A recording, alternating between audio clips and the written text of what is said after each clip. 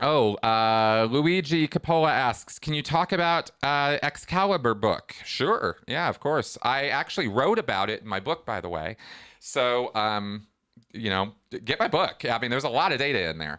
And I actually I think I've documented just about everything there is to find on Excalibur, because there's not a lot. It's not a long section. The book was apparently a manuscript that Hubbard wrote.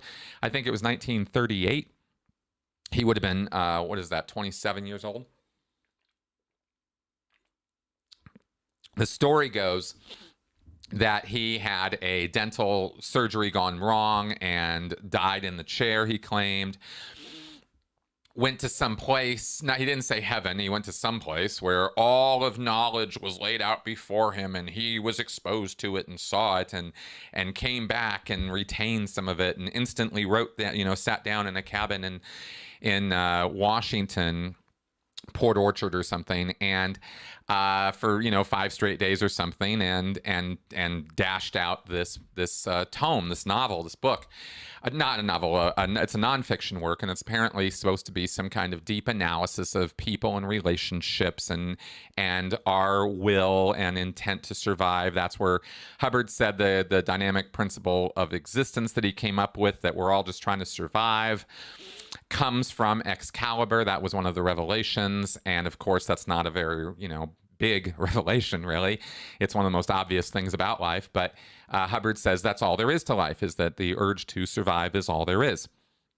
Well, I disagree. I think there are other things going on there. But anyway, that's kind of what the heart of Excalibur was. Hubbard then claimed in various lectures over the years that the book was so powerful and written so powerfully that people who read it experienced epiphanies or sudden switches in their reality. He said one person tried to kill himself, I think, or did.